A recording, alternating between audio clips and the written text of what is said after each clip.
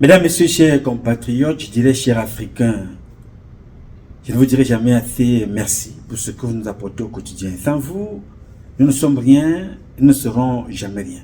Vous qui me faites l'honneur de nous écouter au quotidien, de l'Afrique, d'un peu partout, du Cameroun, de l'Europe, des États-Unis, du Gabon, parce que c'est du Gabon que nous parlerons ce matin, des quatre coins du monde, il y a au moins une ou deux personnes qui nous suivent quelque part. Je ne vous dirai jamais assez merci pour ce que vous nous apportez au quotidien. Sans vous, nous ne sommes rien et nous ne serons jamais rien. C'est pour cela que je ne manque aucune occasion, ici comme ailleurs, pour vous renouveler nos remerciements. Merci à toutes et merci à tous. Je voudrais par la suite inviter toutes celles de ceux qui ont eu la grâce de Dieu d'entendre le chant de notre coq national et international, de glorifier Dieu et de célébrer la vie. Sans Dieu, nous ne sommes rien. Sans le grand architecte de l'univers, nous ne sommes rien, nous ne ferons jamais rien. Appelez-le comme vous voulez, Zambe, Zamba, Zama, Tata Bessi, God, Loba. Donnez-lui le nom que vous voulez, mais glorifiez-le. Dieu vit dans le bonheur de chacun d'entre nous. Capitalisons. Je ne vais pas me fatiguer de vous le rappeler tous les jours. Dieu ne vit pas ailleurs qu'en chacun d'entre nous. La vie de Dieu, c'est dans la nature. C'est dans chacun d'entre nous. Si vous ne manifestez pas la bonté qui est en vous, vous ne ferez jamais la volonté de Dieu. Jamais. N'allez pas dans des églises comme certains le font, aller taper les bâtons dans l'église, aller manger des herbes et tout le tralala pour combattre Satan. Satan a sa chambre dans votre corps. La chambre de Satan, Satan vit en vous. Mais si vous lui donnez à manger, il va se réveiller, il va grandir, il devient un démon. Alors capitalisez Dieu qui vous a créé, Dieu qui vit également en vous. On ne peut pas vivre dans cette société sans le plus et le moins. Dieu vit dans la nature, dans nos comportements, dans nos pensées, dans nos actions. Alors si tu veux vivre tout en faisant honneur au grand architecte de l'univers, comme tu regardes ta vie, c'est comme ça que tu regarderas la vie de l'autre. Ne fais pas autrui ce que tu n'aimerais pas qu'on te fasse. Ta vie dépend de celle de l'autre. Celle de l'autre dépend de la tienne. Nous ne sommes rien sans les autres. Nous vivons avec les autres. Nous sommes nés à travers les autres. Nous partirons par l'accompagnement des autres. Alors, ce n'est pas les maisons que vous allez construire. Ce n'est pas les voitures que vous allez laisser. Ce n'est pas l'argent que vous allez fourrer dans les banques. Ce sont des valeurs que vous allez transmettre qui seront éternelles. Dieu vit dans les valeurs et dans la retransmission de ces valeurs. C'est ce que tu transmets à l'autre comme valeur qui restera. Notez bien cette phrase parce que vous allez la retrouver au courant de cette publication. La retransmission des valeurs. Tu peux construire comme tu veux. Tu verras que le Chinois se promène toujours avec sa baguette, son bol de riz, sa tenue traditionnelle et sa langue. Partout où il va. Et quand bien même il construit, il y a toujours le symbole de ses valeurs traditionnelles. Il se promène avec ses us et coutumes. Toujours. Nous sommes les Africains dépositaires de tout, mais qui oublions et laissons de côté les valeurs qui sont les nôtres pour aller prendre ailleurs les valeurs des autres. Donc la première valeur des autres que vous connaissez là où ils viennent est d'abord la méchanceté. Notez ça.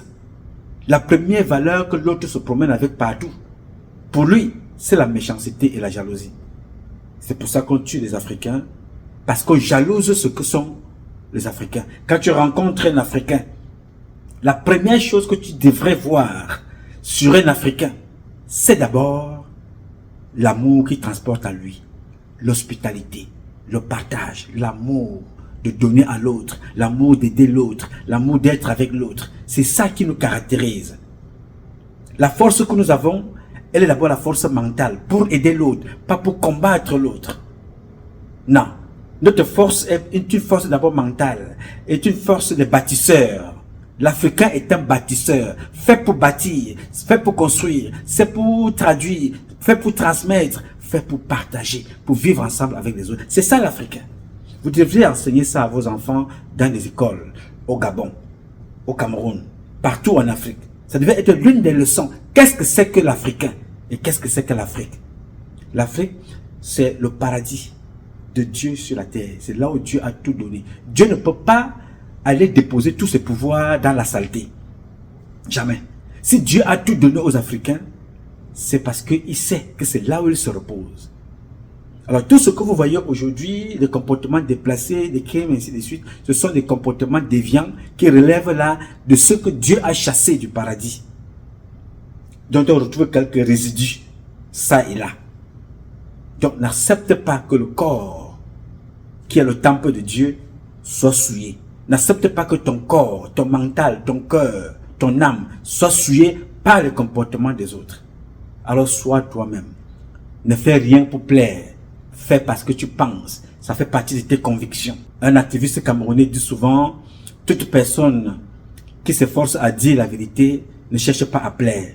Ne cherche à plaire à personne. Fais tout simplement un effort de faire asseoir les valeurs dont tu n'es qu'un relais. Tu n'as pas créé les valeurs, tu les as trouvées.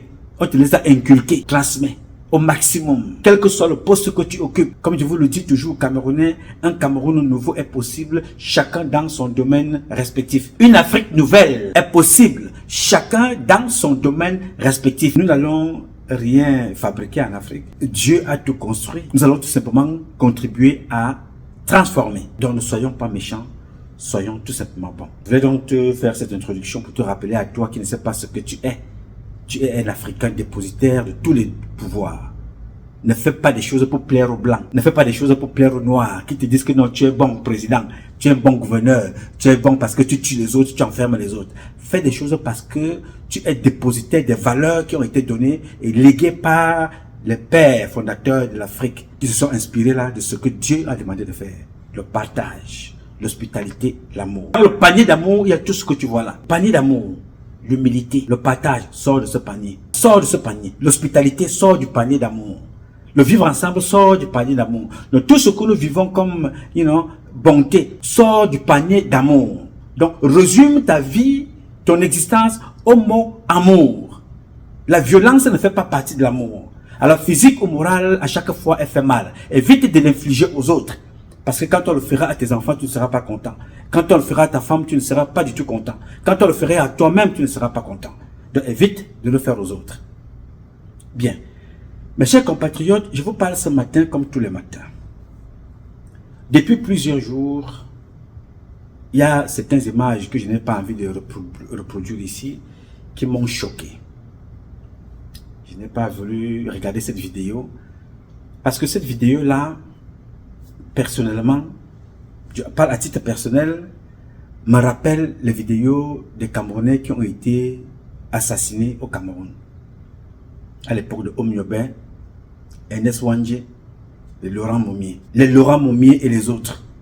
Ces jeunes Camerounais avaient été menottés et fusillés. Tout simplement parce qu'ils voulaient un Cameroun indépendant. Ils ont été tués par ceux qui sont au pouvoir aujourd'hui, c'est-à-dire les Biya et les autres. Et à l'époque, Biya était jeune, il avait votre âge.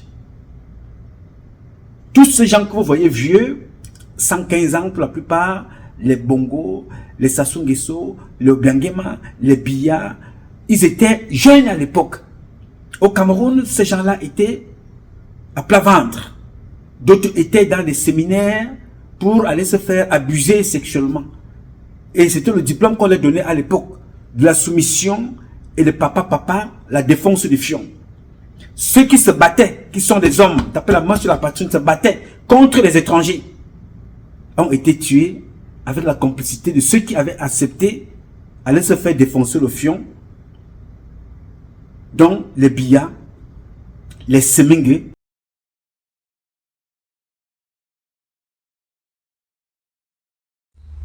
Parce que il y a eu un sentiment.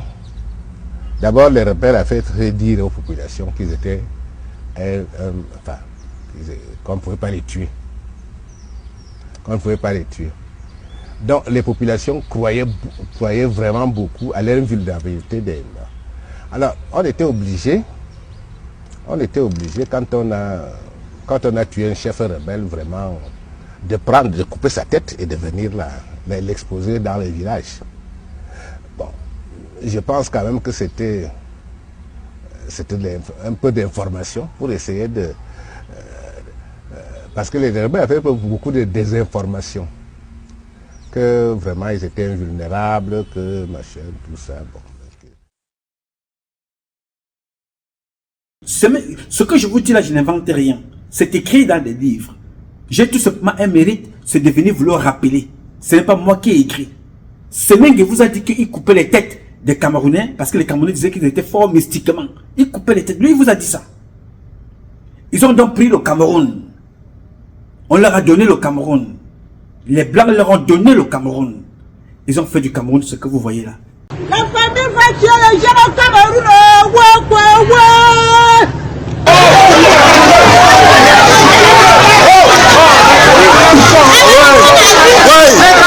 C'est ça. Quelle honte. La honte. La honte. La honte. La honte. On va vous filmer. La honte.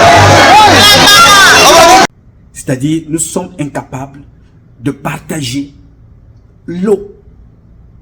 L'eau ne vient pas du Vatican. L'eau, que vous voyez là, moi j'ai le mérite, je ne dirais pas de produire cette eau minérale aux États-Unis. Le seul mérite que j'ai, c'est d'embouteiller cette eau parce que l'eau est produite, elle vient de Dieu. Personne ne fabrique l'eau. Je vais me taper la main sur la poitrine que non, je produis l'eau minérale. Non, j'embouteille l'eau minérale. C'est ce que je fais aux États-Unis. Je suis un vendeur d'eau aux États-Unis. Et cette première boisson créée par Dieu, nous sommes incapables de permettre à tous les Camerounais, à tous les Africains d'être en possession de cette bouteille d'eau-là jusqu'aujourd'hui, depuis la création de ce monde. On n'arrive pas à donner l'eau potable. Je ne dis pas aller chercher ce que Olingi Nguema a chez lui. Je ne dis pas aller chercher ce que Ali Bongo a dans sa maison ou Paul Biya a chez lui. Allez permettre aux enfants d'être capables de boire l'eau qui sort de la rivière, comme le monde évolue, qu'ils puissent appuyer un bouton, tourner comme ça, pour que l'eau sorte. Ces dirigeants africains-là ont été incapables en 60 ans. Je ne vous parle pas de télévision, je ne vous parle pas de voiture, je ne vous parle pas de moto, je vous parle de l'eau, cette eau-là.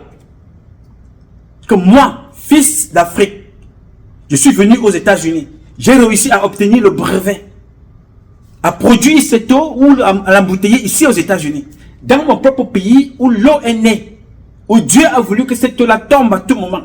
De par la pluie, ça sort du sol, ça sort des arbres. Il demande à Paul Biya, Olingi Nguema, Ali Bongo, Sassou Nguesso, ou bien Nguema que vous, les Ekans, qui avez eu la grâce d'être aux affaires, vous n'avez certainement pas d'argent. Vendez quelques mines d'or. Comme vous n'avez pas encore la technologie, allez acheter des tuyaux, les engins dans des pays développés. Et que ces engins-là puissent vous permettre de ramener l'eau dans des maisons. Ça fait 60 ans que ça dure. Aucun Africain n'a fait ça. La seule chose qu'un Africain sait faire, tous les nouveaux présidents là, tout du monde de l'Afrique centrale, c'est dès que sa femme arrive au pouvoir, ou bien lui-même, dès qu'ils arrivent, premier, ils voyagent. Ils dorment dans les hôtels, ils ont des escortes, ils achètent les voitures, ils achètent les costumes, ils se pavanent, ils serrent les mains, chacun, quand tu es un nouveau roi, tu serres les mains partout, tu enfermes, tu tabasses. Voilà ce qu'ils savent faire. Je vous fais ce petit rappel-là, pour vous dire que nous ne manquons de rien. Mais nous avons à côté de nous, en face de nous, ou devant nous, des personnes incultes, des arrivistes, qui ne voient leur résistance qu'en tuant l'autre. Le seul moment où tu vois un Africain content, il sort quelque part tout en étant content, il y a deux choses. Il vient de boire, il est saoul, et ça le fait rire, ou bien il vient de se droguer, il rit pour rien, croyant que ça va noyer ses sourcils. L'autre raison, c'est que quand vous voyez un Africain content, très content, ça veut dire qu'il vient de faire du mal à son frère. Voilà les deux raisons où vous allez voir un Africain content. Il est saoul, il a bu l'alcool, il s'est drogué, il peut tuer des gens, il peut faire tout ce qu'il veut sous couvert de l'alcool, il est content, il fait semblant d'être drogué. Et de l'autre côté, quand vous voyez un Africain rire aux éclats, il vient de faire du mal à une femme vient de faire du mal à un homme. Tout le monde, un Africain vient de faire du mal à sa soeur ou à son frère. Là, ils sont contents. Voilà les caractéristiques des Africains de ce jour. Je ne vous parle pas là des Africains de l'époque, de Patrice Lumumba. Non. Je ne vous parle pas de ceux-là. Je ne vous parle pas de Nelson Mandela. Je vous parle des nouveaux arrivistes présidents. Donc, il y a donc depuis quelques jours une image qui circule, que j'ai regardée avec beaucoup d'attention, beaucoup de déception, trop de colère. Mais comme il ne faut jamais laisser son cœur être emporté par la colère, il faut tout simplement chercher à s'apaiser soi-même, parce que tu peux mourir de crise cardiaque, d'AVC, de tension, alors tu n'auras pas la force de combattre ou de continuer le combat.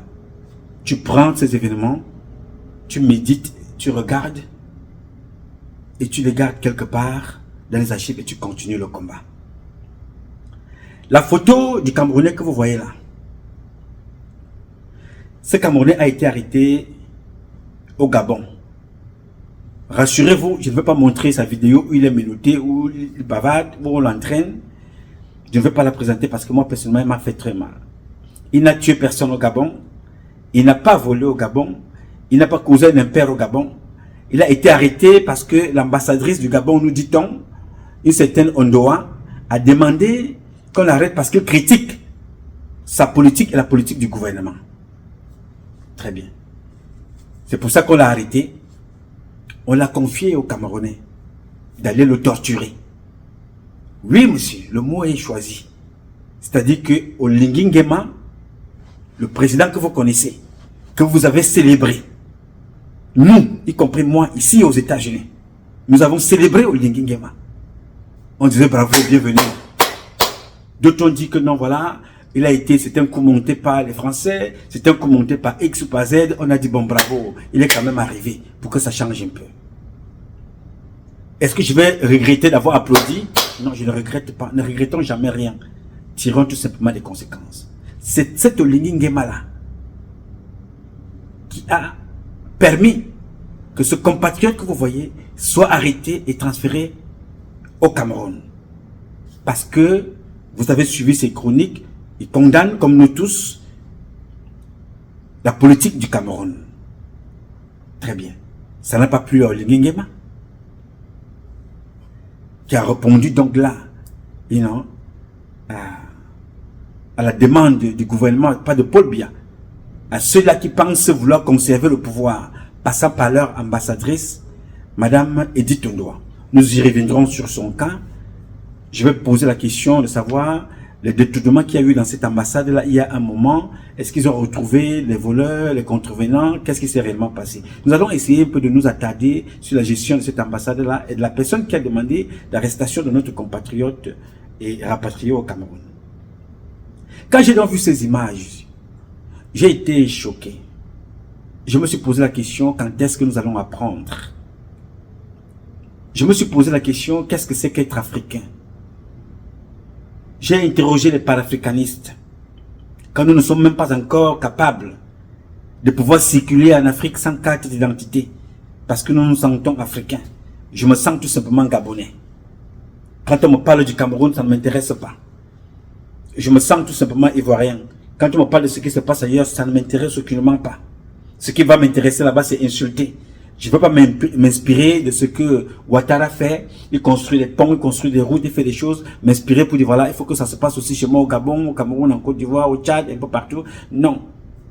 Tout ce qui va m'intéresser, c'est le combat des influenceuses et des influenceurs. C'est la guerre, c'est chasser les Africains, dans des pays comme ça se fait régulièrement en Guinée équatoriale. C'est-à-dire, nous sommes chassés en Guinée équatoriale.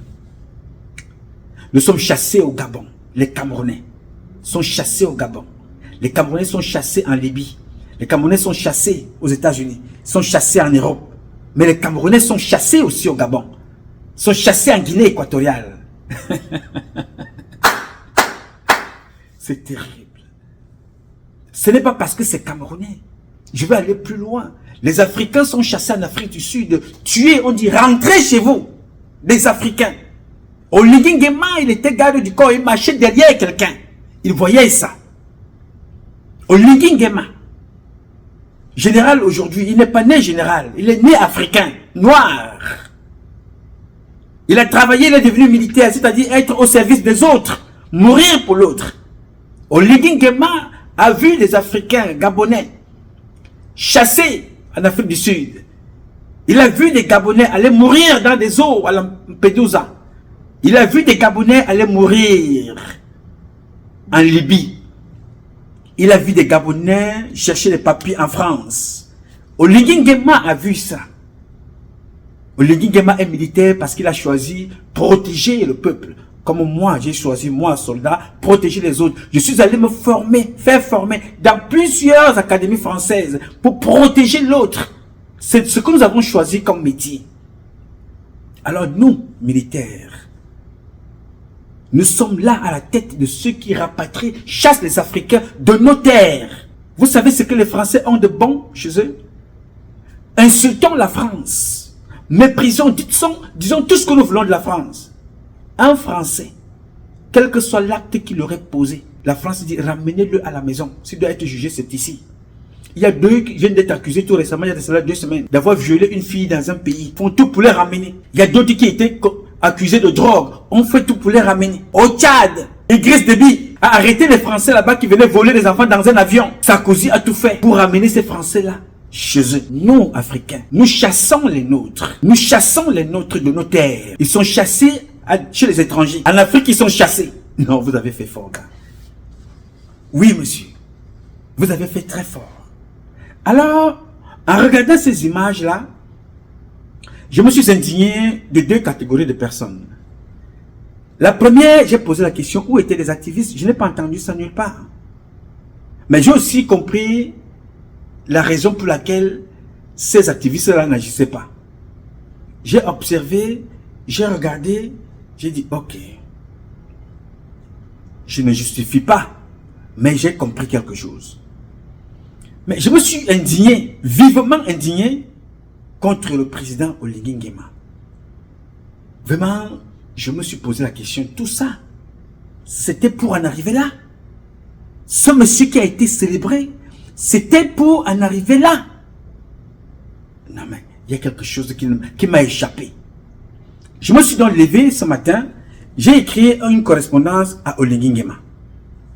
Je voudrais partager cette correspondance avec vous, pour vous dire, pour que chacun d'entre vous me dise si ma note a été mal écrite, ou c'était un coup de colère, ou cette note-là fait un sens.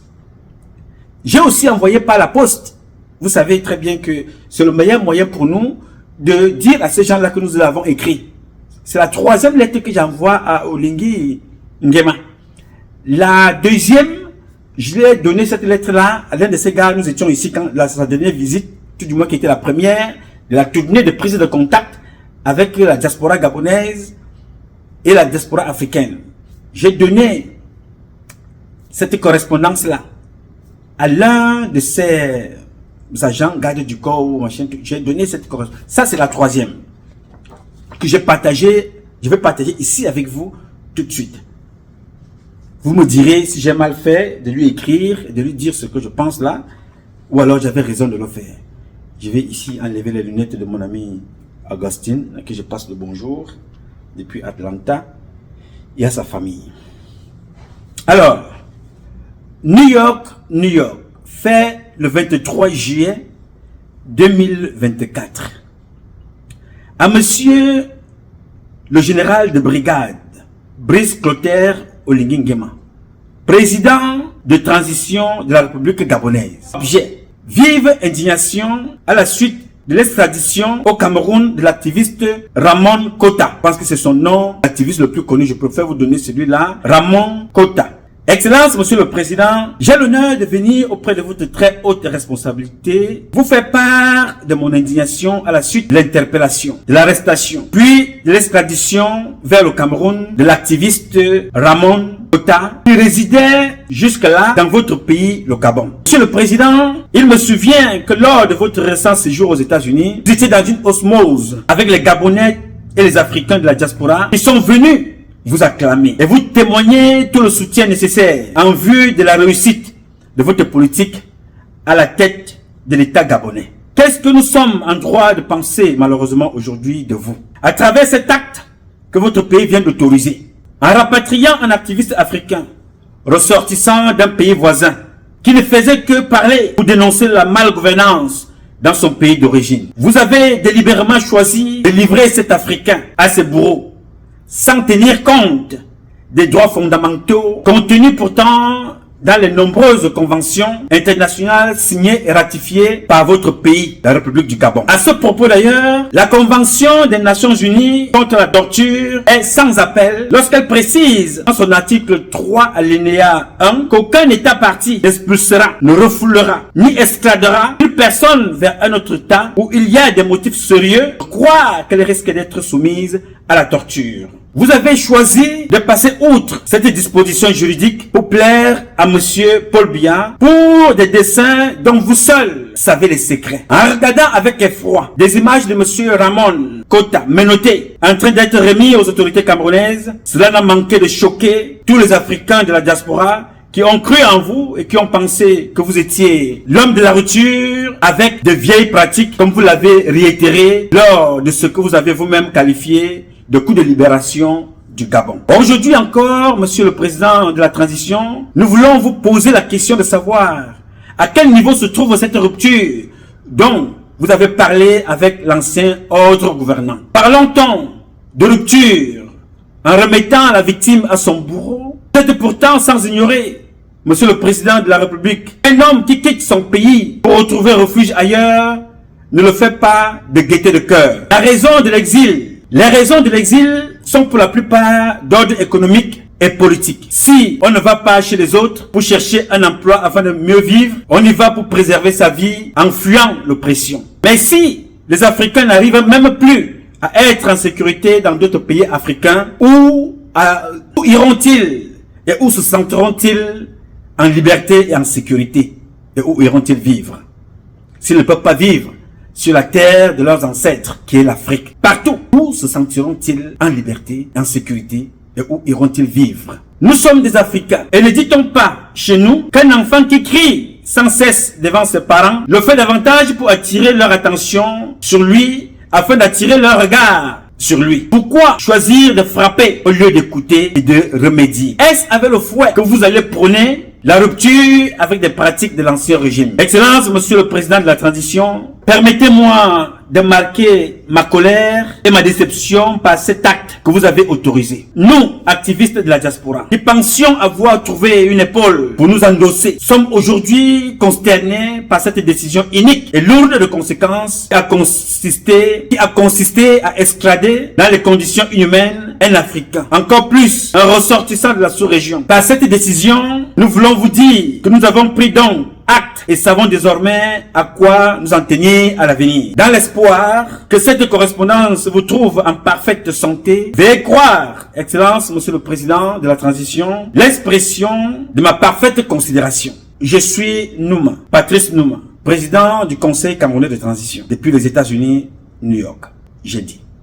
Mes chers compatriotes africains, en général, camerounais en particulier, mes chers compatriotes de la diaspora africaine partout dans le monde, j'ai donc ce matin, avec mon équipe, décidé de faire parvenir cette correspondance au président de la transition du Gabon, Monsieur Clotaire Olengi Nguema. Il fait part de notre indignation, de notre inquiétude et de nos interrogations. Lui, qui n'y a pas très longtemps, il était ici aux États-Unis, rassurait les Gabonais, Gabonaises de la diaspora, qu'aucun Gabonais ne doit être inquiété, aucun Gabonais ne doit être torturé, aucun Gabonais ne doit être traité de malfrat tout simplement parce qu'il s'indigne de certaines formes de gouvernance dans son pays. Le président Olengi Nguema, j'étais présent dans la salle à New York, aux États-Unis. J'y étais présent. Nous étions heureux, nous étions en extase d'accueillir ce digne fils de la République du Gabon qui a décidé de sortir son peuple qu'il a vu tant souffrir de la souffrance. J'étais parmi ceux-là qui l'ont accueilli pour dire bravo, vous avez été courageux. Mais ces enfants qui ont reçu Clotaire Olengi Nguema aux États-Unis, ce sont ces enfants-là qui ont passé leur temps à dénoncer les mauvaises conditions de gouvernance, les mauvaises conditions de vie que subissait depuis plus de 60 ans le peuple gabonais. par des régimes successifs, bien que reliés de père en fils, qui ont conduit ce peuple-là à une souffrance indescriptible. Dans ces régimes successifs, M. Olingi Nguema a appartenu en tant qu'homme maintenu qui a donné sa vie pour protéger l'autre. Il a observé la souffrance de l'autre. Il a regardé la souffrance du Gabonais. Il a regardé les manifestants manifester en France contre le Omar Bongo, contre Ali Bongo. Il a vu ça aux États-Unis contre Ali Bongo. Il était toujours présent. Il a pris sur lui la somme des indignations, la somme des frustrations du peuple gabonais. Il a dit non, il est temps pour moi de sortir ce peuple de la souffrance. Il a décidé de prendre le pouvoir avec ses amis. Alors la question se pose ici. Monsieur le Président, ce sont ces activistes-là qui ont attisé votre appétit à prendre le pouvoir en dénonçant ce qui ne va pas, ce qui n'allait pas et ce qui ne va pas toujours dans ce pays, le Gabon. C'est la somme de ces inquiétudes, c'est la somme de ces appels, c'est la somme de ces dénonciations, de ces informations, de ces indignations qui a fait de vous aujourd'hui le président de la transition. Alors une fois que vous êtes arrivé, il faut faire taire toute personne qui puisse s'indigner contre votre façon de faire. Qu'avez-vous appris de toutes ces années de 60 ans? Qu'avez-vous appris pendant que vous étiez au gouvernement? Les Gabonais sont victimes d'un gouvernement que vous avez servi pendant des années. Je veux bien comprendre que vous vous soyez levé aujourd'hui pour dire non, je ne peux plus accepter ça, même si je suis à l'intérieur. Je fais ce qu'on appelle la révolution du palais. Oui, nous saluons avec deux mains. Bravo. Mais pour quel résultat? Pour faire taire ceux-là qui vont vous dire, Monsieur le Président, vous faites mal? Pour faire taire, comme je l'entends dire ça et là, depuis que j'ai publié un encart hier, les appels viennent de partout. Non, Patrice Nouma, vraiment ce général-là, il torture les parents des activistes. Dès que tu dis un truc, on va arrêter ton frère, on le tabasse, on torture tes parents, et gauche et à droite, on dit tout. Et n'importe quoi je reçois ici. Est-ce que c'était l'objectif? Quelle aurait donc été la raison de prendre le pouvoir s'il fallait répéter over and over les mêmes choses? Quel était le but, Monsieur le Président? Je ne comprends pas.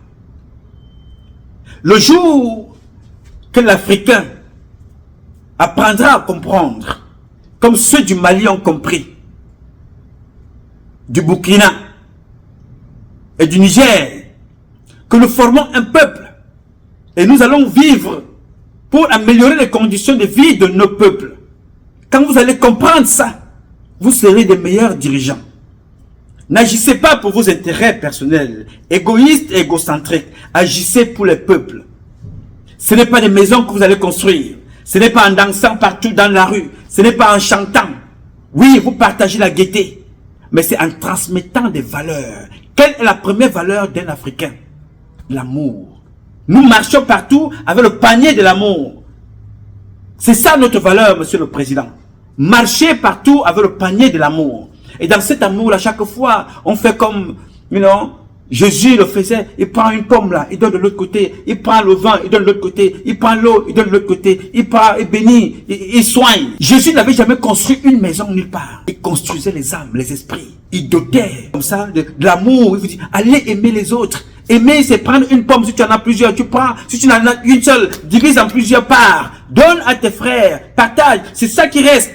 L'hospitalité sort du panier de l'amour. Le vivre ensemble sort du panier de l'amour. Donner à son frère sort du panier de l'amour. Le respect de son frère sort du panier de l'amour, Monsieur le Président. C'est tout ce que nous avons à laisser.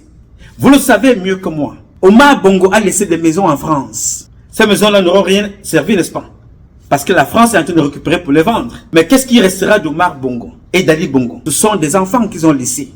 Et qu'est-ce qui restera dans ces enfants-là? Ce sont des valeurs qu'ils les auraient inculquées. S'ils les avaient inculqué les valeurs du vol, ce que je ne sais pas, ils seront tous des voleurs. S'ils avaient inculqué les valeurs des bandits, ils seront tous des bandits. S'ils avaient inculqué les valeurs du partage, de l'amour, ils seront des producteurs automatiques du bonheur et de l'amour. L'argent, les gens travaillent. Vous avez eu beaucoup d'argent. avec le président Ali Bongo. Vous avez eu beaucoup d'argent avec le président Omar Bongo. Mais l'argent y est toujours au Gabon. Mais ces personnes avec lesquelles vous avez travaillé, certaines sont mortes, d'autres sont jetées au quartier par vous. À juste titre, hein, ces personnes ont été mises au quartier. Mais il y a toujours de l'argent. Mais qu'est-ce que nous retenons de vous? Qu'est-ce que nous allons retenir de la mauvaise gestion? Je ne veux pas que cet esprit-là vous soit un esprit commun. La mauvaise gestion. Cette façon de faire ne doit pas vous être commune. La mauvaise gestion. Soyez les distributeurs automatiques de l'amour et du bonheur. C'est tout ce que les Africains vous demandent. Le blanc fait tout pour aménager les conditions de vie de son frère. Les chômeurs sont payés. Le chômeur gagne plus en France qu'un Gabonais. Le chômeur gagne plus en étant au quartier sans travail qu'un Camerounais. Qu'un Camerounais fonctionnaire. Il faut que je précise. Aucun fonctionnaire ne gagne plus qu'un chômeur français en Afrique. Je reprends. Ceux qui gagnent plus d'argent que vous voyez pavaner partout, voyager avec leurs femmes, volent. Parce qu'aucun salaire ne peut permettre à un ministre, à un président de faire autant de voyages, acheter autant de voitures. Aucun salaire. Le chômeur français vit mieux que tous les fonctionnaires africains. Le chômeur qui gagne plus que tous les Camerounais, tous les Équato-Guinéens. Ce chômeur-là, dont son salaire est plus élevé que celui de tous ceux qui travaillent au Gabon, a son argent par ce qui vient du Gabon, par le pétrole du Gabon, par le bois du Gabon, par le pétrole du Cameroun, par le bois du Cameroun, par la terre nourricière du Cameroun, par des enfants gabonais qui travaillent en France, par des enfants camerounais qui travaillent en France. C'est ceux-là qui font vivre le chômeur français qui touche plus que tous les fonctionnaires africains qui travaillent. Et vous voulez vous comparer à ces gens-là en volant, en matant vos peuples. C'est ce que vous êtes en train de faire. J'ai, en tant que fils de lumière, un voyageur, j'ai du mal à voir cette image-là. Quand je la regarde, j'ai vu ce garçon menotter, je me suis dit, qu'est-ce qui n'a pas marché? Qu'est-ce qui n'a pas marché chez ce fils de lumière? Qu'est-ce qui n'a pas marché? Quelle est sa philosophie? Quand je parle ici, aujourd'hui, je ne vous parle pas en camerounais. Je parle d'abord parce que je suis un être humain, sensible à la cause humaine. Et je vous parle en tant qu'un Africain, à qui Dieu a donné tous les pouvoirs. Et je vous parle en tant qu'un soldat, qui a donné sa vie pour dénoncer les mauvaises conditions que son semblable peut subir. C'est pour ça que je me bats tous les jours. Dénoncer les mauvaises conditions que vivent nos peuples du Gabon, du Cameroun, la Guinée équatoriale. On arrête le fils d'Obiangema, son avion au Brésil, parce qu'il a chargé l'argent à l'intérieur pour aller vivre avec des prostituées au Brésil. On arrête là-bas, on confisque tout ça. Il rentre bredouille. Alors que chez lui, dans son village, c'est un village en Guinée équatoriale, les gens boivent du noir. Quand allez-vous apprendre? Quand allons-nous apprendre? Monsieur le Président Clotaire Olinguingema, je vais vous montrer une publication dont j'étais le seul ici. Vous l'avez vu quand vous étiez avec Ali Bongo ou Ma Bongo, je ne sais pas trop. Regardez cette image-là. Écoutez et regardez. Là où il faut montrer la richesse, là il faut montrer la détresse. Des étudiants gabonais, hein, des officiers. La vidéo. Et ouais, de la marine. Regardez. Nous sommes pris en otage entre un État qui se désengage totalement de nous et une psychose qui ne peut pas nous garder. Nous sommes mis à la rue. Dans quelles conditions allons-nous assumer nos cours ici? Comment voulez-vous qu'on représente un pays à l'extérieur si on ne nous donne pas les moyens de compétir avec les autres? Ça a servi à quoi qu'on fasse un concours, qu'on soit trié sur le volet? Si arrivé ici, nous sommes livrés à nous-mêmes. On est dehors depuis plus d'une semaine. Certains sont malades, ça ne va pas. Ça ne va pas. On nous dit qu'on va nous donner les bourses. On est venu ici parce qu'on savait que les cours devaient être pris totalement en charge par l'État gabonais. Nos parents sont étranglés. Ils ont dépensé jusqu'aux dernières économies. La dernière fois que l'un d'entre nous ici a reçu $10 pour tenir, je dis bien $10, l'équivalent de 6 000 francs. C'est quasiment ça, ça remonte à des années, à des périodes vraiment très éloignées. On a écrit à tous les ministères de tutelle, nous nous sommes adressés à toutes les formes de hiérarchie possibles. Mais la situation est toujours la même. Si ça ne va pas, trouver un moyen, ramenez-nous au pays. Les parents ne peuvent même plus payer le billet. On est là livrés à nous-mêmes. La psychose s'est désengagée de nous, l'État gabonais s'est désengagé de nous. Nous nous retrouvons ici là parce que le ministère de l'Intérieur a validé le concours. Mais nous sommes là comme si on nous avait, nous-mêmes on avait pris nos pieds, on avait décidé de venir ici. Non, nous avons passé un concours. Au même titre que ceux de l'ENES et des écoles supérieures du Gabon qui entrent par voie de concours, nous méritons d'avoir nos bourses. Nous ne demandons pas les bourses parce que nous sommes des indigents, non. Nous demandons les bourses parce que nous avons compétit face à plus de 1000 personnes pour avoir les places que nous avons aujourd'hui. C'est pour nous, on mérite ces bourses-là. C'est pour payer nos études, c'est pas pour aller boire ou je sais pas quoi. C'est pour payer les études. Si vous voulez, ne nous donnez pas l'argent de poche, mais au moins payer l'école et payer la maison. On sait comment on va se débrouiller pour le reste, il faut vous dire ça comme ça. Mais au moins payer l'école des gens.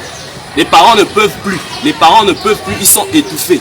À Kinshasa, on va trouver quel travail, dans quelle entreprise, qui va recruter un étranger? On est dans un pays de guerre. Ici, là, on ne veut pas voir les étrangers. Vous voulez qu'on vive comment? Vous voulez qu'on vive comment? De quelle façon il faut vous dire que ça ne va pas? On a écrit de toutes les façons possibles. Le français est fini. Il faut qu'on vous dise ça comment, que ça ne va pas. Il faut qu'on pleure comment? Il faut qu'on écrive à qui? Il faut qu'on écrive à qui? Tout est bloqué. On nous parle de présidence. On va à la présidence, on nous parle d'NBG. On nous parle de ministre, on nous parle de X, on nous parle de Y. À un moment, qu'est-ce qu'il faut qu'on fasse?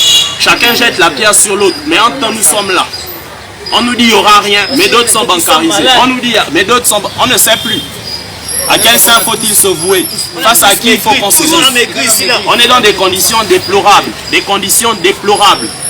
On vit dans des conditions déplorables. Ça va aller.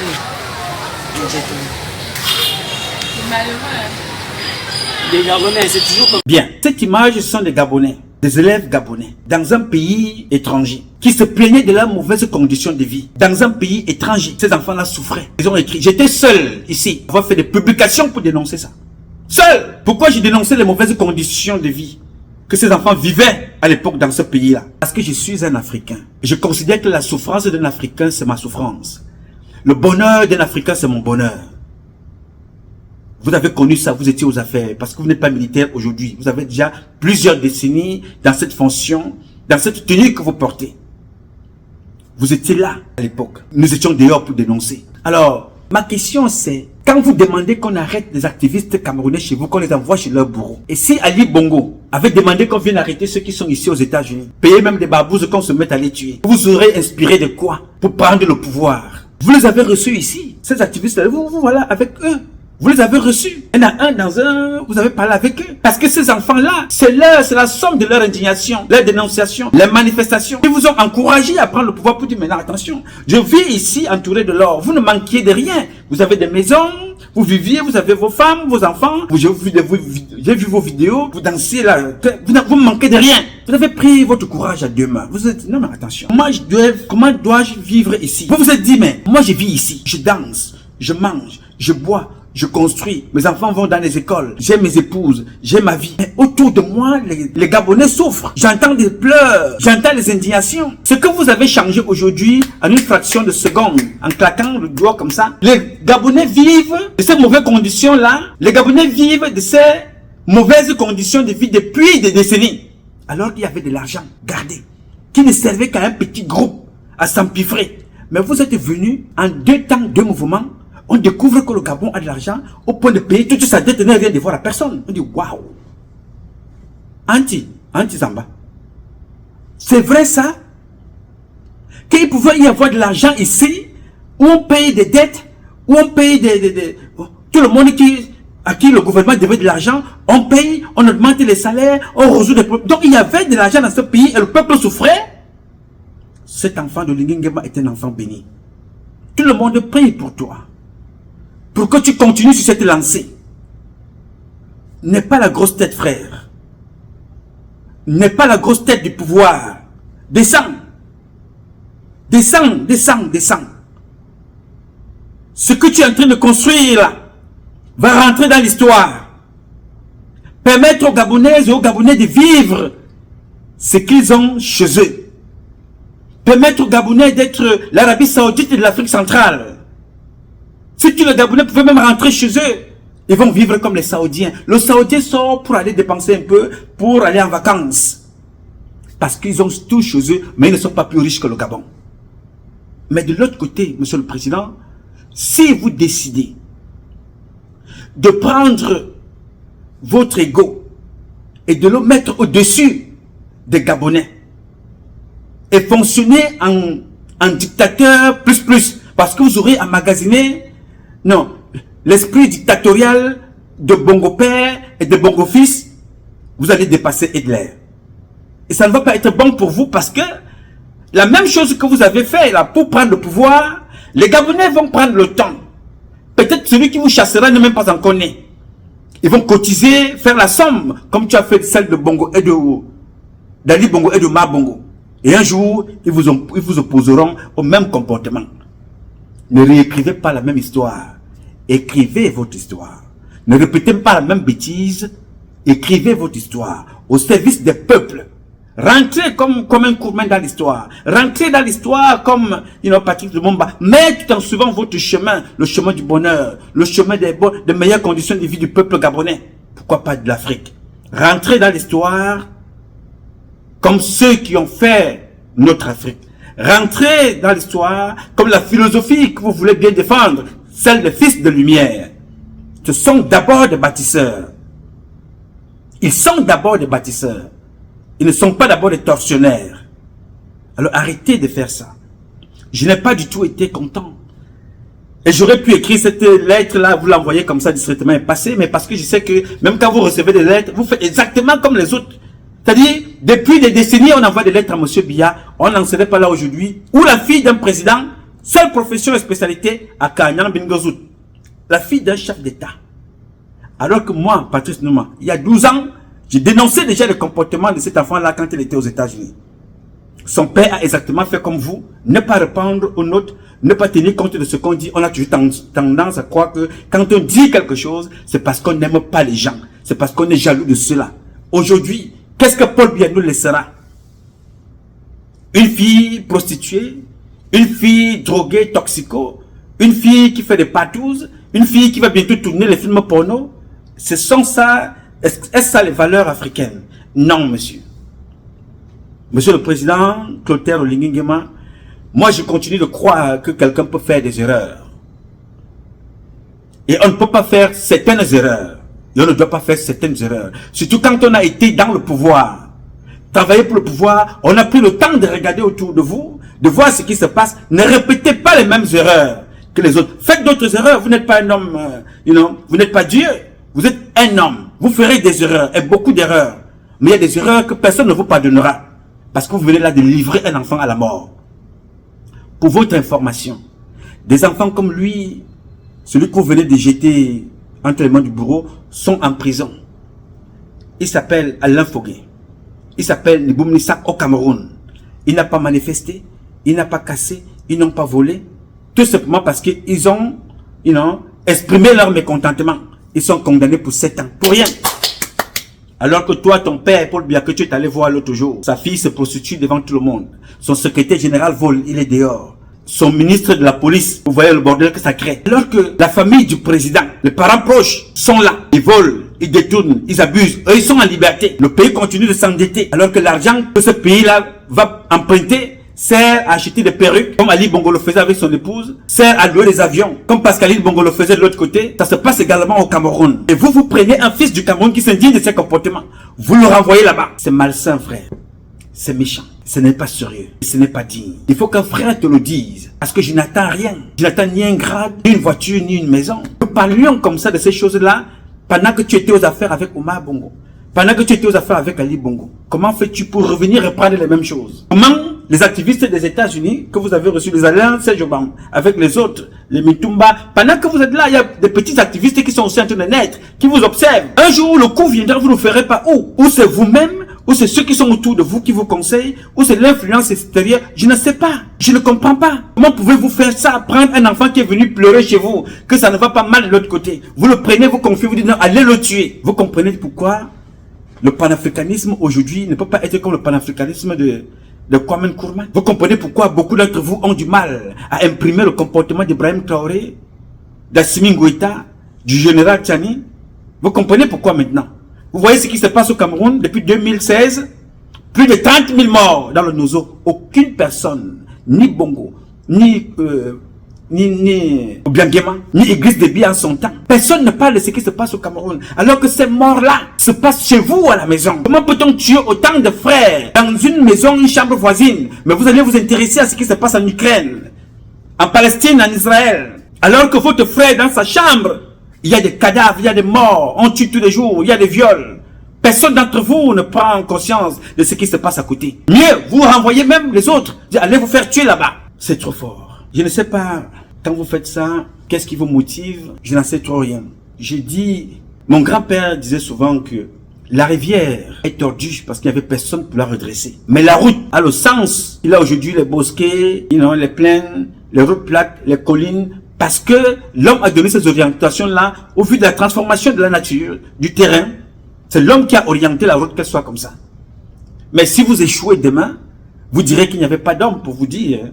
Vous direz qu'il n'y avait pas de conseillers. Barack Obama disait, si je réussis dans ma politique, c'est parce que je suis entouré de très bons conseillers. Il faut lire. Il faut beaucoup lire. Avant de prendre une décision, ne prenez pas la hâte. Il faut beaucoup lire. Il faut beaucoup se référer. Il y a des actions qu'on fait parce qu'on est d'abord un humaniste. On est d'abord un humain. Faites attention à vous. Tout animal qui a la queue n'échappe pas au piège. Vous avez des enfants. Vous avez des femmes. Vous avez des enfants dans votre famille. Vous avez des cousines, vous avez des nièces. Vous avez des neveux. Chaque fois que vous posez un acte, pensez à tout cela. Ne pensez pas à votre costume rouge. Ne pensez pas à votre tenue. Ne pensez pas à votre ego. Ne pensez pas à votre pouvoir. Il finira comme celui d'Ali Bongo est fini. Vous pouvez vous asseoir même étant jeune. Un jour, la crise cardiaque vous prend, vous partez. Donc, admirons, je ne vous souhaite rien. Il faut que les enfants, il faut que ce jour-là, les enfants retiennent quelque chose. C'était un bon président. Il n'était pas parfait, mais il aimait les gens. Tout simplement. Pourquoi voulez-vous que toutes celles et ceux qui ont contribué ou été à côté des présidents ou enfants de présidents soient toujours, qu'on les garde dans la tête comme étant les enfants de cancre? Il y a une image qui me revient en tête, comme ça. Deux images, d'ailleurs, en fait, plusieurs images qui me reviennent en tête, excusez-moi. Je vais vous inviter à aller suivre avec moi. Écoutez et regardez Idriss Déby. Monsieur, madame, fonctionnaires, gestionnaires de la société, s'il vous plaît, arrêtez la corruption. Commerçants, arrête la corruption. Hommes d'affaires, arrête la corruption. Commerçants, arrête la corruption. Fonctionnaires, arrête. S'il vous plaît, le moment est venu. Ne volez plus. Vous avez trop volé. S'il vous plaît, arrêtez. Arrêtez, s'il vous plaît. Là, c'était le président Idriss Déby, président de la République du Tchad. Il dit à ses ministres de ne plus voler. Président de la République du Tchad. Il dit, pardon, ne volez plus, arrêtez de voler. Voilà qu'un président qui a le pouvoir, il vient demander aux gens de ne plus voler. Est-ce qu'il découvre que les gens volent aujourd'hui? Non, monsieur. L'incapacité à diriger, l'impossible. Quand on n'a pas pensé, on ne peut pas réaliser. Dieu a créé le monde, la pensée, la parole et l'action. Ça a été le triptyque du grand architecte de l'univers. La pensée. Rien ne se fait sans penser. Suivi de la parole et mis en pratique par l'acte. Voilà un président qui vient dire arrêtez de voler. Il a tous les pouvoirs. Mais dit pardon, arrêtez de voler. Mais il faut voir avec quelle violence il tuait les opposants. Avec quelle violence il frappait sur toutes celles de ceux qui dénonçaient ce vol. Il les a tous tués. Mais pour venir dire pardon, arrêtez de voler. Mais entre-temps, il a tué tous les enfants qui lui disaient que non papa, monsieur le président, on vole dans ce pays. On ruine le pays. Tous ces gens-là ont été tués. Mais il vient s'asseoir là. Il fait le petit malin. Qu'est-ce qu'il a laissé à ses enfants? Voici l'un des fils d'Idriss Déby. Écoutez et regardez. Monsieur le maire de la ville de N'Djamena, monsieur le maire de la 10 arrondissement de N'Djamena, je te remercie à travers à vous, à monsieur le ministre de son excellence, monsieur le président de la République, chef de l'État, chef suprême des armées, qui m'a nommé à la tête de la police nationale. Donc, moi je ne peux pas dire grand chose. Je demande tous les policiers, chacun de vous, ça met sa contribution, on travaille ensemble. Donc, pas plus que ça. Moi je suis un militaire, pas de commentaires. Merci. Très bien. Là, vous venez d'écouter l'enfant militaire. Vous venez d'écouter un policier. Vous venez d'écouter un gendarme. Vous venez d'écouter un homme en tenue qui est appelé, qui vient d'être nommé pour diriger des gens, qui n'arrive pas à s'exprimer. Tout simplement parce qu'il est le fils d'eux. Alors, quand on atteint ce degré de pouvoir, sans faire des efforts, sans mérite, ça s'appelle l'imposture. Automatiquement, ça vous donne le galon de l'arrogance et de la prétention. Le résultat, c'est ce que vous voyez là. Il ne peut pas s'exprimer, dire ce qu'il pense, être reconnaissant, faire un discours de 30 secondes. Le voilà, voilà ce que nos dirigeants africains ont laissé. Alors vous, camarades, monsieur le président, qui avez cette capacité-là de pouvoir s'exprimer, vous direz qu'il vous a manqué quoi? Vous avez eu l'expérience à travailler avec Bongo. Vous avez eu l'expérience à travailler avec son fils. Alors la somme de ces expériences, c'est des choses à ne pas faire. Ne les faites pas. Capitaliser sur ce qui est bon. Vous avez vu la même chose, c'est celui-là même qui a imposé Ali Bongo. Il s'appelle Paul Biya. Vous vous souvenez de cette affaire? Ali Bongo a été convoqué par Biya avec sa sœur Pascaline, pour aller dans la médiation. Vous étiez au courant. Vous saviez ce que Paul Biya disait à l'époque? Vous étiez encore très jeune. Vous n'étiez pas encore officier. Voici ce que Biya disait. Écoutez et regardez. J'ai donné des directives au gouvernement, au Premier ministre, au ministre des Finances, au ministre de la fonction publique, à tout le gouvernement, pour qu'ils montent dans le camp. Dans cette lutte. Dans cette lutte. Nous ne pouvons pas lutter contre la pauvreté en laissant les gens détourner les fonds publics. Bien. Biyabi Mvondo parlait exactement comme Idriss Déby. J'ai demandé, on ne peut pas combattre la corruption et laisser les gens voler. On ne peut pas combattre la corruption et laisser les gens voler. Ce monsieur a dit ça depuis qu'il est au pouvoir en 82, jusqu'aujourd'hui où on ne le voit plus. Il n'a rien fait. Les gens ont passé leur temps. Vous regardez les journaux tous les jours. Covid, on vole partout, on vole, on s'empivre, on détourne. Ce sont les mêmes personnes. Ça s'appelle l'imposture. Ces gens étaient des imposteurs à des postes qu'ils ne méritaient pas. Vous avez donc, vous, la grâce, la bénédiction de Dieu, monsieur Oligingema. Écoutez bien ce que je vais vous dire. Oubliez tout ce que j'ai dit. Vous avez la grâce, la bénédiction de Dieu. Vous avez côtoyé tous les présidents, sans nous dire. Vous avez appris en silence, observé en silence.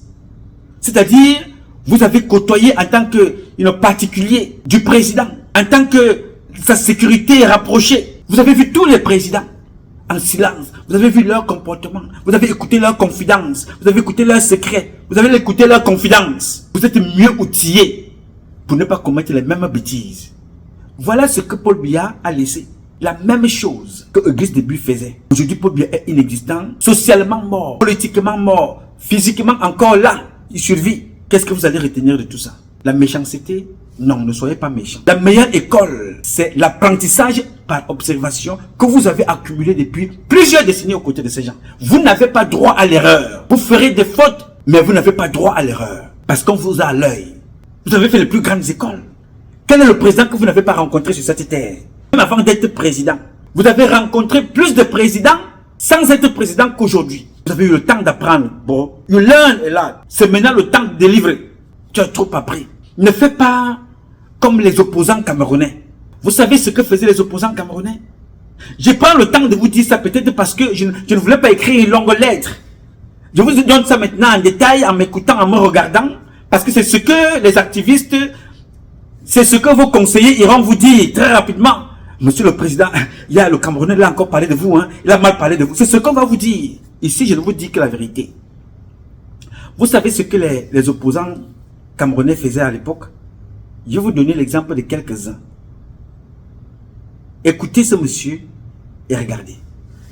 Vous estimez vraiment être en harmonie avec vous-même dans votre parcours politique, monsieur le ministre? Tout à fait, tout à fait. Je défie quiconque de m'en prouver le contraire. Alors, nous sommes également allés chercher la seconde surprise de ce programme de Recto Verso. Monsieur le ministre, nous étions exactement en juin 2004, cela fait 10 ans, le 27 juin précisément, dans une radio urbaine de Yaoundé nommée Magique FM. Le programme aussi est connu, Démocrature, présenté par un journaliste que vous connaissez, Roger Kiyek de Kiki.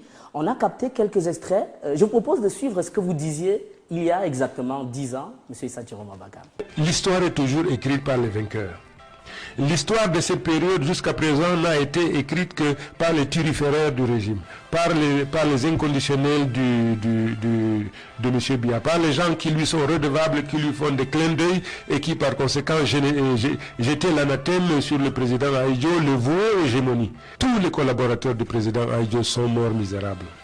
Tous. Allez voir les maisons qu'ils ont laissées. c'est vraiment des taudis. C'est 2 fois rien. Le détournement était inacceptable sous le règne du président Ahidjo. M. Biya ne peut pas prendre le Cameroun de la prospérité, comme lui-même il l'a dit, le ramener à la misère, comme c'est le cas aujourd'hui, et s'attendre à ce que ses concitoyens continuent à lui faire confiance et à jeter leur dévolu sur lui. C'est impossible. Le président Biya parle tout le temps de la réconciliation. Il ne la veut pas, il ne veut pas de cette réconciliation. La dépouille du président Ahidjo se trouve encore à Dakar. Il paraît que sa famille s'oppose à son au rapatriement de la dépouille, je n'en sais rien. C'est pas vrai. Le président Biya ne s'appartient pas. Le président Biya est un bien national. Il n'appartient ni à sa famille biologique, ni à sa famille culturelle. Il appartient à toute la nation. Ahidjo a été président de la République. Il cesse d'appartenir à sa famille biologique. Il appartient à tout le Cameroun et c'est au Cameroun d'organiser des funérailles solennelles et officielles au président Ahidjo. Que les gens cessent de dire que le président Biya est bon et ses collaborateurs sont mauvais. Le président Biya, il a dit lui-même, il suffit qu'il opine de la tête pour dégager toute personne qui ne lui convient pas. Il n'a que les gens qu'il veut et qui travaillent comme il veut. Qu'on cesse donc de faire des autres des boucs émissaires. Le responsable de la situation, puisque le président Biya est le seul comptable, ou de la prospérité ou de la misère. Tous les ministres, tous les collaborateurs du président Biya sont comptables devant le président Biya. Il est aussi comptable de la paix, le président Biya. Mais aujourd'hui, vous dites que nous sommes en paix. Le Cameroun est calme. Et s'il y a paix, c'est la paix des cimetières. Regardez aujourd'hui le culte de la personnalité auquel on procède aujourd'hui au niveau des médias officiels. C'est simplement inacceptable. Le syndrome du Zaïre est en train donc de faire son apparition au Cameroun. Il faudrait que ce peuple baroudeur se réveille, qui se dise non. On doit construire la prospérité basée sur la solidarité, basée sur l'équité, sur la justice, et non aujourd'hui sur des mensonges grotesques et de l'assimilation. Voilà quelques extraits florilèges, je dirais, de ce programme Démocrature. Vous êtes passé il y a 10 ans avec un ton sévère par rapport à celui qui est aujourd'hui votre patron, comme vous le disiez. Il était déjà président de la République. Est-ce qu'il n'y a pas quand même... Bien. Monsieur le Président Clotaire Oligui Nguema, le monsieur que vous venez de suivre là, il s'appelle Issa Chiroma. C'était l'une des critiques au Cameroun, structurée dans son propos. On avait l'impression que ce monsieur, vraiment, il pouvait être président chez nous. L'une des meilleures critiques qui était exactement, c'est-à-dire, c'était un activiste politique, un homme politique tranchant, véridique. Qu'est-ce qu'il est devenu aujourd'hui? Monsieur Biya l'a appelé. Il a dit, voilà, comme tu parles beaucoup, viens aussi manger un peu, fiston. Viens t'asseoir à côté de moi et je continue à vociférer. Donc, quand vous avez l'art de vociférer, je continuerai à vociférer ici à côté de moi. Nommer cet individu quelque part là-bas et puis on verra la suite. Parce que parler c'est toujours bien, mais quand vous êtes dans la mangeoire, ce ne serait plus Paul Biya, Paul Biya, Paul Biya. Paul Biya Kabona, Paul Biya est monté, Paul Biya est descendu. Il a été nommé. Voilà, nommé cet individu qu'il a servi le peuple, dont il se revendique le droit de défendre les intérêts à tout va. Nommez-le, cet individu. Alors, Issa Chiroma a été nommé. Il est devenu l'une des pièces maîtresses du vol, des détournements. Paul Biya est assis, il le regarde. Il vole les terrains à Douala. Il vole l'argent des morts. Khmer Airlines, qui était tombé à Douala, l'assurance a payé, il a volé l'argent avec les frères de Paul Biya. Partout où il est passé, il a volé. Il s'appelle Issa Chiroma. Je ne voulais te prendre que l'exemple de celui-là. Et il y a un autre, en passant, il s'appelle Jean de Dieu Momo. Et ils n'ont pas beaucoup de force. Il y a un appareil comme ça, un robot qui te masse le dos, les reins, le cou, les bras, les épaules. C'est vraiment magique. Ça fait fort.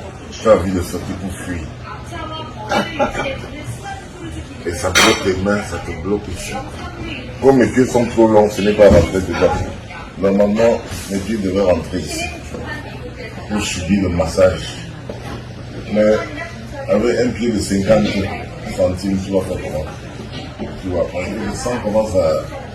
Ici, là, ça se resserre sur moi. Mais malheureusement, mes pieds sont dehors. Tu vois, ça se resserre comme ça. Donc, même, ça peut se serrer comme ça, voilà. Oh là là, au niveau des épaules, là.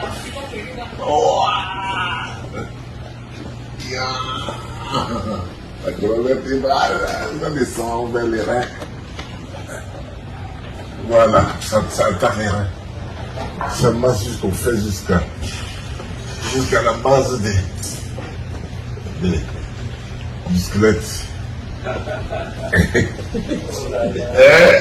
Pastel, c'est trop fort. Pour un paresseux comme moi, rien de mieux.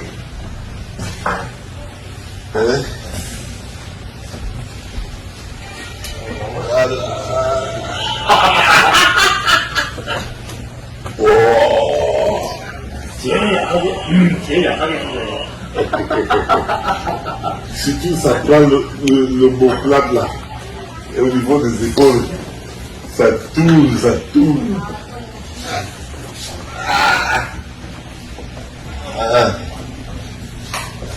Donc moi, ça fait le...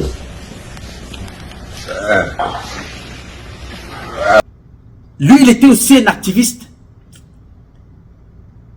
violent, avocat, défenseur des droits de l'homme. Biya l'a pris, il a mis au pouvoir. Il est devenu le premier avocat de M. Biya. Poser la question de savoir quel est le bilan de ce monsieur-là.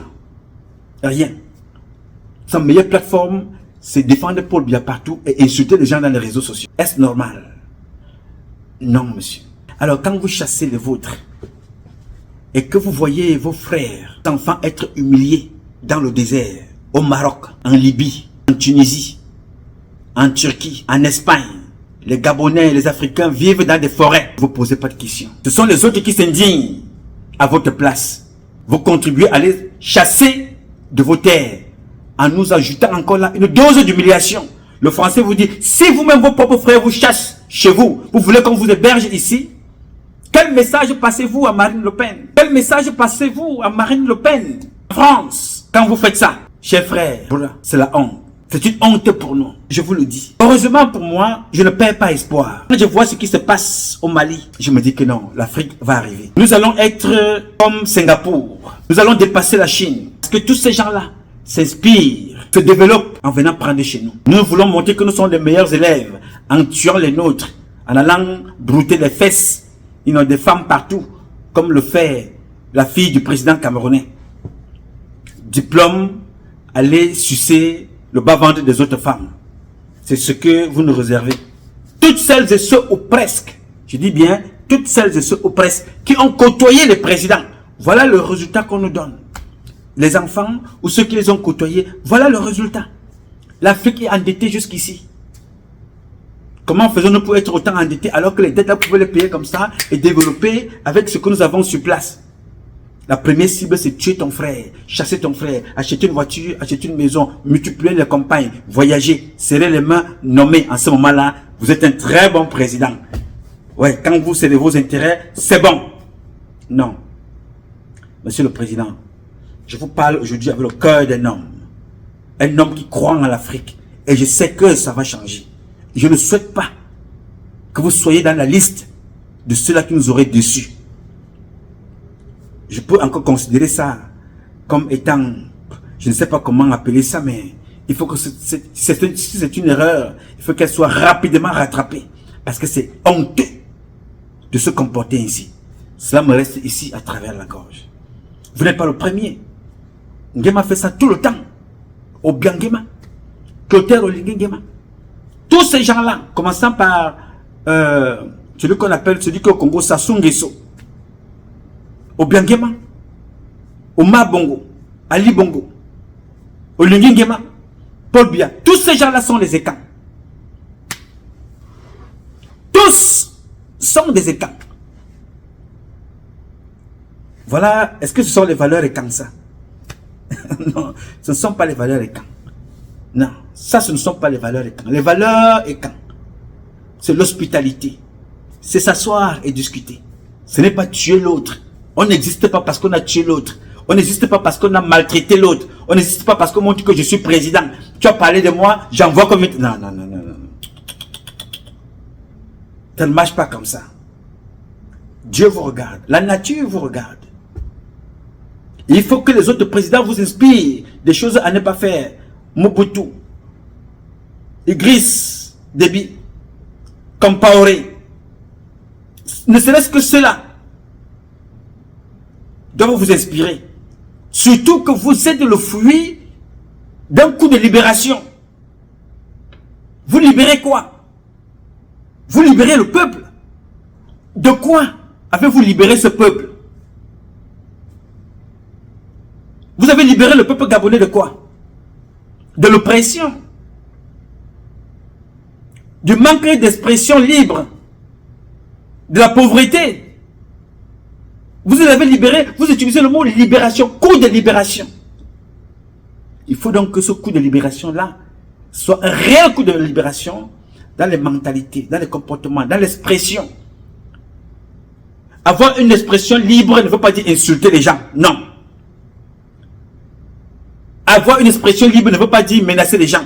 Laisser les gens s'exprimer. Parce que c'est cette expression libre que certains ont acquis depuis les États-Unis, depuis la France, depuis certains pays africains, qui a permis que vous fassiez la somme de leurs indignations, de leurs plaintes et complaintes, pour prendre le pouvoir. Pour dire voilà, je vais répondre à vos aspirations. On a dit voilà le Messie qui est arrivé. Il ne faut pas que ce Messie-là se transforme à l'acide qui brûle les esprits, qui brûle les corps, qui brûle les âmes. Non. Votre tenue militaire doit être une tenue qui rassure. Que quand on voit un militaire quelque part, on dit voilà, même s'il est soldat de deuxième classe, on dit voilà, Olingengema, il est là pour nous protéger. Il ne faut pas que quand on voit un militaire, on voit tout de suite un oppresseur, un tortionnaire, un racketteur, un abuseur, un violeur. Non. Ta tenue militaire doit maintenant être une tenue qui rassure. La jaquette rouge ne doit pas appeler le sang. Doit rassurer les personnes que j'ai vu trop de sang couler dans ce pays au Gabon. Je ne veux plus que le sang coule. Battons-nous ensemble pour élever ce pays. Le Rwanda a vu pire. Mais quand on arrive au Rwanda, on n'a rien à envier dans certains pays. Il a pris beaucoup de temps. On va le détester. Paul Kagame, on va l'aimer. Mais même si on déteste le lapin, il faut reconnaître qu'il a les longues oreilles. On déteste le lièvre, il faut reconnaître qu'il va trop vite. Il a bâti chez lui. Alors qu'il y a eu 1 million de morts. La guerre que vous connaissez. Aujourd'hui, les Rwandais ne jurent que par son nom. Est-ce qu'il est parfait? Non. Paul Kagame n'est pas parfait. Paul Kagame est allé de l'autre côté à l'étranger contre toute attente, allait même signer les accords. Que tous ceux qui sont chassés partout là, envoyez-les moi chez moi. Olingengema. Paul Kagame a quitté le Rwanda pour aller signer les accords partout. En Angleterre, avec les Anglais, bien que cet accord là maintenant est un peu biaisé, mais c'est dit à l'esprit que tous ceux qui sont chassés là, les Africains là, ce n'est pas un problème. Je vais trouver un espace pour eux. Envoyez-les ici. Mais vous les chassez. Mais vous signez, vous allez là-bas, au Commonwealth, allez signer les accords pour que les hommes et les hommes se défoncent le fion. Vraiment. Ouais, je sais pas, les cerveaux de certains, je ne sais pas avec quoi Dieu les a fabriqués, ou c'est la nature, ou c'est le fromage, ou c'est le jambon, ou je ne sais pas ce que certains ont mis dans la tête de certains de nos présidents africains, notamment au Cameroun. Paul Kagame quitte l'Afrique pour aller demander que non, tous ces enfants que vous voulez chasser de chez vous, ok, je vais les récupérer. Mais Olingengema, Obiangema, Paul Biya et les autres, et ils sont en train de chasser les leurs. La France et l'Union européenne payent beaucoup d'argent, beaucoup en Turquie, en Libye. Qu'on ne laisse pas les Africains traverser pour aller chez eux. Payent beaucoup d'argent. Voilà des gens qui combattent l'immigration clandestine chez eux. Ils combattent l'immigration clandestine. Ils combattent les conséquences de l'immigration clandestine. Alors que sur place en Afrique, ces gens-là hébergent, font la promotion des causes de l'immigration. Ils font la promotion des causes de l'immigration en Afrique, alors que chez eux, ils combattent les conséquences. Les causes de l'immigration clandestine, ce sont ces chefs d'État-là qui refusent de penser l'Afrique. Ne pensent seulement qu'à leur poche. Je ne veux pas dire de penser à l'Afrique, je dis de penser l'Afrique. Penser l'Afrique, c'est penser au comportement, penser à la transmission, penser aux valeurs culturelles, avant même de penser, c'est-à-dire, ce sont ces valeurs-là qui appellent le développement. Si vous pensez tout simplement à construire, à voler, sans savoir d'où vient de l'argent, vous êtes en train de construire et de développer des voleurs. Il faut reformer le comportement. Il faut totalement les reformer. Et on n'a pas besoin d'aller en classe pour apprendre. Vous apprenez tous les jours. En allant investir dans ce pays-là, quand ils ne sont plus contents, ils récupèrent tout, ils vendent, ils vous chassent, ils prennent l'argent, ils vous humilient. Les exemples sont là. Oligui Nguema voit ça. Ce sont les mêmes qui ont insulté la femme de Paul Biya. Ces journaux, ces magazines, ces radios, ces télévisions que vous connaissez de l'autre côté. De voleuses. Ils ont insulté le fils de Paul Biya. Ils ont insulté Paul Biya lui-même. Les vidéos sont là, ce n'est pas moi. Moi, je n'ai que le mérite de vous le rappeler. Continuez donc Oligui Nguema à travailler comme si vous voulez rendre service aux étrangers, bien pour vous faire bien voir. Demain matin, ils vous traiteront pareil. Parce que c'est au moins l'une des rares choses, et c'est la seule, qui fait que le diable soit fidèle. Le diable ne change jamais sa façon de s'asseoir. Il est comme le chien. Le diable ne change jamais sa façon d'agir. Il est comme le chien. Ce qu'il a fait avec les autres, il le fera avec toi. Et tu l'auras dans ta conscience d'avoir livré tes frères. Ce n'est pas ce que je recherche. Et ce n'est pas ce que j'ai envie de retenir. Je veux que tu rentres dans l'histoire comme Nelson Mandela, comme Patrice Lumumba, comme Kwame Nkrumah, comme Nyobé. Ceux-là qui se sont battus pour l'intérêt de leur peuple. On n'a rien à faire. On ne combat pas les étrangers. Non. Dieu a donné beaucoup de richesses sur cette terre pour nous tous. Que même si on prend toute la terre, imagine un peu mon cher frère président, depuis combien de temps les étrangers pillent le Gabon? Il y a toujours la richesse. N'est-ce pas? Bon, je vais te donner un exemple et je vais conclure cette publication. Est-ce que tu vois ce qui se passe à Mayotte? Est-ce que tu te vois ce qui se passe à Martinique, en Guadeloupe? Ce sont les îles de France. Pourquoi ils ne se battent pas là-bas? Parce qu'il n'y a rien là-bas, on les appauvrit. On les appauvrit. Pourquoi ils se battent au Gabon? Pourquoi ils sont là-bas? Pourquoi ils ne développent pas comme ils sont trop forts, la Guadeloupe, la Martinique et puis toutes les îles qui sont récupérées un peu partout, dans les départements français là? Pourquoi ils ne font rien là-bas? Parce qu'il n'y a rien. Alors que là-bas, il y a des intelligences. Il y a nos frères africains là-bas parce que tout ce qui est noir là, c'est nous. Mais ce n'est pas ce que la France recherche. La France ne cherche pas à élever votre intelligence. Elle cherche à prendre les richesses du sol. Et on prend quelques-uns. Quand tu joues au ballon, on est ensemble. Quand tu fais la boxe, ils sont avec toi. Quand tu chantes pour rigoler, pour amuser la galerie. Quand tu fais la comédie, oui, là, l'Africain est salué. Mais quand tu deviens médecin, tu deviens un danger. Quand tu deviens un officier gradé, tu deviens un danger. Je ne sais pas s'il y a des généraux français, camerounais, africains, mais bon, on peut trouver des médecins, ingénieurs, tout ce que tu veux, noirs. Mais je ne sais pas s'il y a déjà eu un général français. Alors Dieu seul sait qu'en matière de pensée, les Africains sont parmi les 5 premiers. Dans tous les domaines que tu peux imaginer, mon cher frère Oligui Nguema, les Africains sont dans le top premier. Alors ne fais pas la même bêtise que les autres. Je ne suis pas du tout content. Mais je ne peux pas me décourager. Nous savons très bien que celui qui libérera l'Afrique, peut-être qu'il n'est pas encore né, mais il trouvera que nous avons déjà quand même bâti, nous avons mis les fondamentaux. Je veux saluer ici ceux qui sont au Mali, je veux saluer ceux qui sont au Niger, je veux saluer ceux qui sont au Burkina. Je les souhaite beaucoup de courage, ce n'est pas facile. Quand on voit ce qui se passe au Cameroun, au Gabon, en Guinée équatoriale et dans tous les autres pays, je me dis que les enfants là, vous avez été vraiment très très courageux pour tenir bon jusqu'aujourd'hui. D'autres ne vous donnaient pas 6 jours, d'autres ne vous donnaient pas 1 semaine. Paul Biya nous disait aussi pareil, que quand il a pris le pouvoir, on ne lui donnait pas, on lui donnait très peu de temps. Quand tu lui poses la question, qu'est-ce que tu veux qu'on retienne de toi? Voilà ce qu'il dit. Vous souhaiteriez quoi comme image en finale? En finale, Paul Biya, l'homme qui a apporté à son pays la démocratie et la prospérité. Ça, c'était avant. Aujourd'hui, le même type qui parlait là, il a mis les gens en prison tout simplement parce qu'ils ont dit que nous n'avons pas mangé. Nous n'avons pas mangé. Nous avons besoin de l'eau, de l'électricité. Il les a mis en prison. Voilà ce qu'il voulait qu'on retienne de lui. La démocratie. Voilà ce que l'homme là voulait qu'on retienne de lui. Allez regarder les prisons du Cameroun. Alors, Oligui Nguema, ne faites pas comme lui. Soyez un homme différent. Soyez différent.